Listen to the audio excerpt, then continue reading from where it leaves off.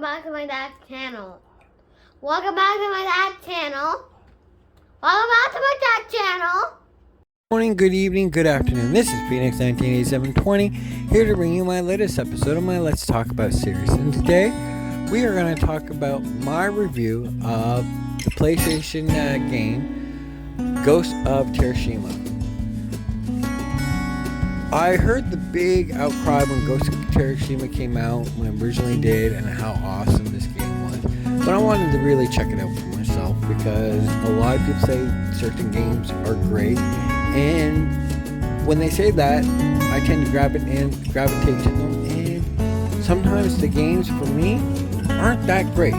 But I decided, you know what, I'm going to pick this game up and I'm going to give it a go, and I'm glad I did. The game's story is very interesting, and there's so many twists and turns in the game about your main character. The game starts off with a battle, and the battle is to take the opponent out, but you fail. And you want to revenge yourself, and you fail again. And now you're building yourself up. But the way you are a samurai, and the way of the samurai is always face on attack. But the way you proceed in the game, you're doing anything possible to knock your opponent and his troops out. And that may mean doing stuff dirty, but you believe you are doing the right thing to the point where you become an outcast and you have to go face your ghosts. But the way you're doing it and protecting people call you the ghost because of your fighting skills, and nobody has ever seen a samurai fight like this.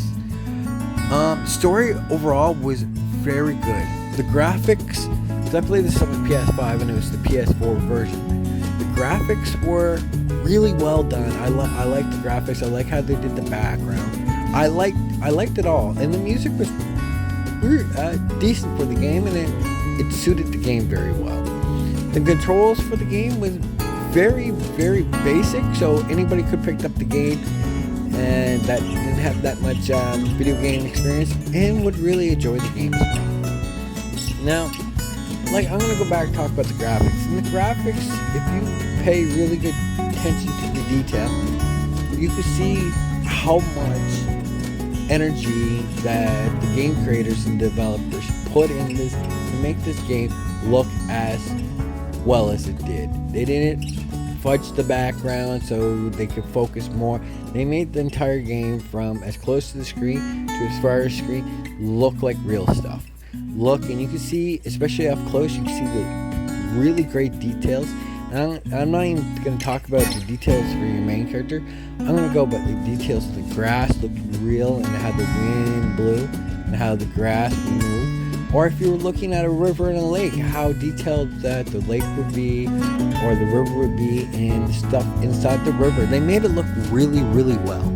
And I'm glad they did that because they didn't really cheap out. They made everything look as crisp as possible. And that's awesome coming from a developer making the game, because usually games now are focusing on the closeness for the graphic detail, and the farther stuff away they don't really pay attention to or give it as much detail. This game, from the bottom of your screen to the top of your screen, the distance, made it look really well. You can see the detail for miles. And like I said, the music fit perfectly for it. It was, to me, the music was really good. Now, other people I have read online that didn't care for the music, or they never noticed the music. I noticed the music. I didn't really pick. I really didn't have no complaints about the music within this game. I thought it was perfect for the game, but who am I? I've just played video games. I enjoy video games. Now, like I said about the controls were very simple. They never made it complex at all. You want to do A, B, and C, you were able to do A, B, and C. And as you upgraded your character to learn more stuff, it was still pretty damn easy to do combos, to do single attacks, to do whatever you needed to do to get by the screen. It was very simple. Now, figuring out the stands that you needed to be, for me, was a little bit complex, because if I was facing a guy with a shield, sometimes I didn't really have perfect stands for it to be easier, and you had to switch your stance. I just didn't pay attention to that. I fought, once I got to my moon stance. I kept it in the moon stance because that's personally what I like. But there's different styles you can change for your samurai. And overall, the story was really good, and it was told really well. And even the side missions or the side events that you had to do actually entwined with the story to help progress the story along. Now, overall, I give this game a good 8.6 out of 10.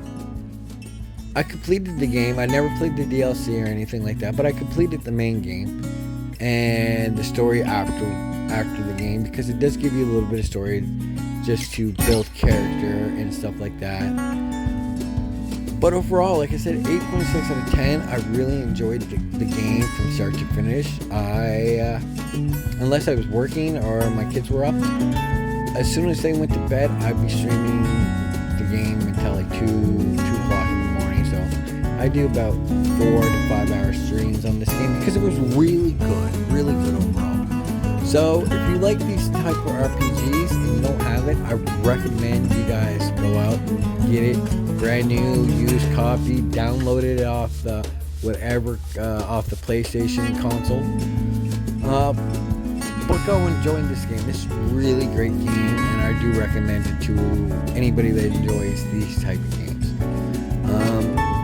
Overall, I loved it. I want to know if you guys have played this game, and if you have, drop down in the comments your thoughts of the game. But at the same time, remember, if you're new to my channel, hit that subscribe button and turn on that notification bell so you can stay up to date with my latest videos. And until next time, I wish you guys a good morning, good evening, good afternoon. This is Phoenix 198720 saying peace, y'all.